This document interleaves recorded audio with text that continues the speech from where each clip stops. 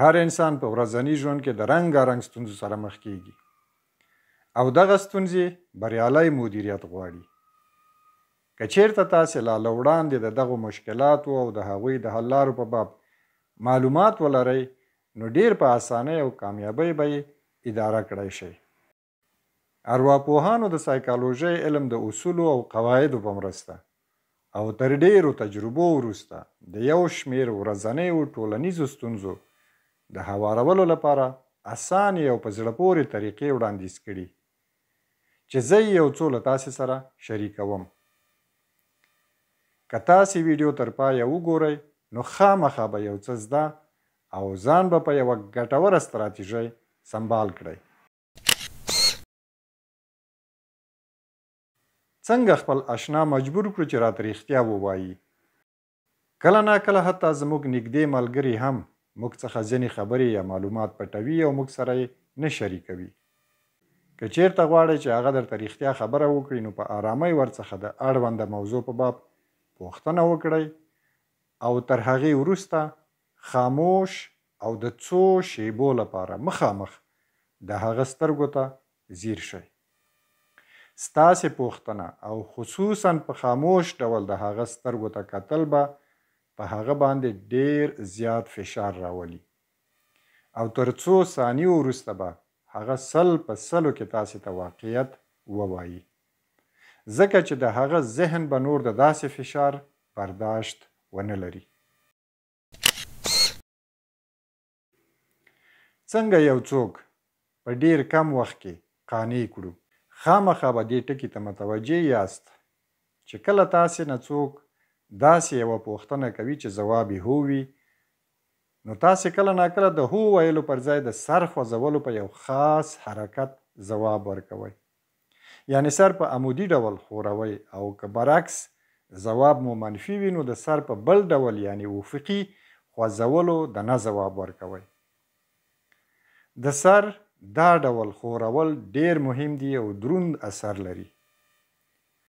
همدې ټکي ته په پام که غواړئ چې یو څوک قانع او له ځانه سره هم نظره کړئ نو د خپلو خبرو کولو یا خپل نظر څرګندولو پر وخت هم مهاله خپل سر هم ورو ورو د هو په علامه خوځوئ. حیران بشئ چې دې تخنیک کارولو سره مقابل لوری یا مخاطب ډیر ژر ستاسې نظریه مني او تاسې سره هم نظره کیږي. البته دلته دوه خبرې ضرور دي. یو دا چې د سر په ښورولو کې له ډیر احتیاطه کار واخلئ، هغه باید ورو او متعادل وي، او بله خبره دا ده چې دې تخنیک څخه په ناحقه نظریه کې کار مه اخلئ، انجام به یې ښه نه وي. څنګه د یو کس له غوسې او جګړې څخه ځان خوندي کړو؟ ژوند کې هر ډول حالات راځي. یوې میلمستیا یا محفل ته ځئ او احساسوئ چې هلته یو کس ستاسې د ورتګ څخه خوشحاله نه دی او چانس ته منتظر دی چې پر تاسې ژبنۍ حمله وکړي او یوه لانجه جوړه کړي. که غواړئ چې محفل هم خراب نشي او تاسې هم له ناخوالو بچ پاتې شئ نو کوشش وکړئ هغه ته مخامخ نه بلکې د هغه ترڅنګ کینئ.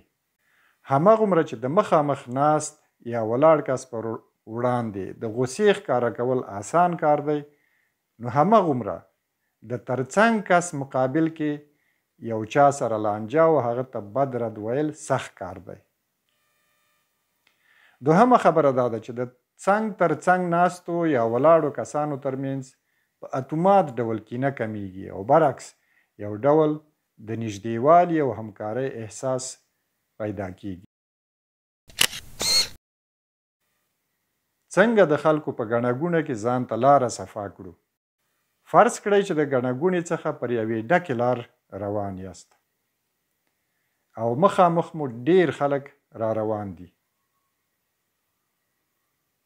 ډیرو خلکو ته په بیروبار کې تیریدل مشکل کار دی او اکثرا د را روانو کسانو ترمنځ ټکر هم واقع کیږي او لاره ورکه وي.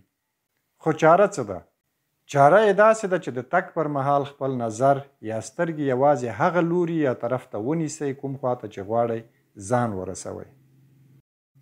د خلکو سترګو ته مځکې او یا هم موبایل ته مه ګورئ. مخامخ خپل هدفي لوري ته ګورئ او حرکت کوئ. حیرانتیا سره به متوجه شئ چې خلک په ډېرې اسانۍ لار درته صفا کوي. څرنګه د یو چا د بهترینو ملګرو لیست کې ځان ځای کړو. کله چې یو په یو د یو چا سره خبرې کوئ او غواړئ چې د هغه زړه ته لار پیدا کړئ، هڅه وکړئ پوه شئ چې د هغه په خبرو کې کومې کلمې، جملې یا کوم مطلب زیات تکراریږي. هر ځل چې هغه کس دغه کلمه یا جمله پر خوله راوړي نو تاسې په مثبت ډول د هغه مطلب تایید کړئ. مثلا مسکی شئ، سر وخوځوئ او یا دې ته ورته د تایید یوه بله علامه یا چلن څرګند کړئ. مخاطب سم د لاسه متوجه کیږي چې تاسې یې ملاتړ کوئ او خوشحاله کیږي. خبره دلته ده چې په یاد مطلب کې خامخا د هغه کس یو ذاتی ارزښت ځای پر ځای شوی او د یاد ارزښت پر وړاندې ستاسې مثبت عکس العمل او تایید سبب کیږي چې تاسې لا زیات د هغه زړه کې ځای ونیسئ او ورباندې ګران شئ. په ګرمو لاسونو روغبړ وکړئ. د ګرمو اړیکو پوخ بنیاد جوړ کړئ. که چیرته اول ځل لپاره د کوم داسې چا سره د لاس په ورکولو روغبړ کوئ چې درته مهم دی، نو که امکان لري لاسونه مو ګرم کړئ. د دې کار یوه طریقه دا ده چې د دواړو لاسونو ورغوي مو د یو څو ثانیو لپاره د یو بل سره کلک وسولوئ یا وموښئ تر څو تاوده شي. که چیرته تاسې نوي آشنا سره په تودو لاسونو روغبړ وکړئ نو دا به پر هغه باندې ډېر مثبت اثر وکړي او په ذهن کې به ستاسې یو خوږ او په زړه پورې انځور جوړ شي. تاسې به ورته ګران شئ او تل به مو له لیدلو څخه د خوشحالۍ احساس کوي. څنګه خلکو سره په اسانۍ د نظر تماس وساتو؟ په دې خبره به ښایي تاسو پوهیږئ چې خلکو سره د خبرو کولو پر مهال د سترګو یا نظر تماس ډیر مهم دی او هغه ځکه چې د متقابل اعتماد رامنځته کېدلو لامل کیږي. خو ډیر خلک د نظر د تماس په برخه کې ستونزې لري او نشي کولای په سړه سینه د نورو خلکو سترګو ته مخامخ وګوري. نو څه چاره پکار ده؟ چاره یې داسې ده چې د نورو خلکو سترګو ته د کتلو پر مهال ذهناً له ځانه پوښتنه وکړئ چې د دې کس د سترګو رنګ څه ډول دی او بیا یو څو ثانیې په دې ولګوئ تر څو د هغه د سترګو رنګ په باره کې ذهناً څېړنه وکړئ. حیران به شئ، خو په همدغه لنډه موده کې چې تاسې غواړئ د مخاطب د سترګو رنګ معلوم کړئ، سترګو ته د مخامخ کتلو ناراحتي بالکل محوه کیږي او بیا نو په ډېره اسانۍ سره د سترګو تماس ساتلی شئ. که د کوم چا نه خوښیږو نو څه وکړو؟ که چیرته متوجه شوئ چې د کوم چا نه خوښیږئ او درڅخه لرې کیږي نو هغه څخه یو کوچنی شی وغواړئ. د بیلګې لپاره له هغه خواهش وکړئ چې د یو څو دقیقو لپاره خپل قلم درکړي. معمولا کله چې تاسې د کوم چا نه خوښیږئ نو هغه باید تاسې ته د درکړې څخه انکار وکړي، خو عملا داسې نه ده. د قلم ورکړه دومره یو ساده کار دی چې هیڅ سالم شخص به انکار ونشي کړی. خو تر ټوله مهمه او خوندوره خبره دا ده چې کله هغه شخص ستاسې غوښتنه مني او قلم درکوي نو همدې کار سره یو ځای یوه کوچنۍ معجزه ترسره کیږي او ستاسې پر وړاندې د هغه شخص په چلند او احساس کې 180 درجې بدلون راځي. د هغه زړه کې ستاسې پر وړاندې کینه یا غوسه په اتومات ډول کمیږي یا ختمیږي او تاسې سره د ملګري کېدلو امکانات لا زیاتیږي. زموږ پر وړاندې د یو کس غوسه څنګه مدیریت کړو؟ ښایي په هر دلیل چې وي یو کس درته په غوسه شي او په لوړ غږ در باندې چغې وهل شروع کړي. هغه غواړي چې تاسې هم راوپارېږئ، ورته عمل وکړئ او نتیجه کې یوه لانجه جوړه شي. خو تاسې متقابل عمل مه کوئ.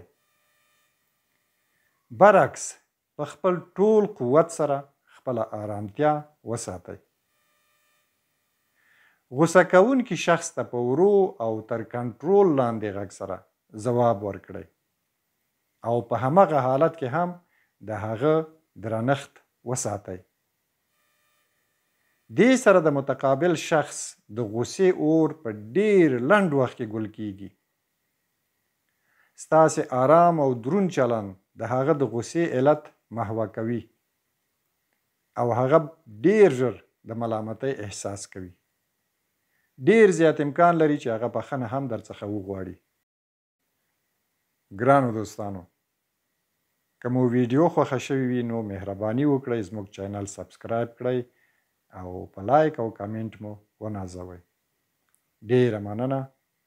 تر بیا لیدو.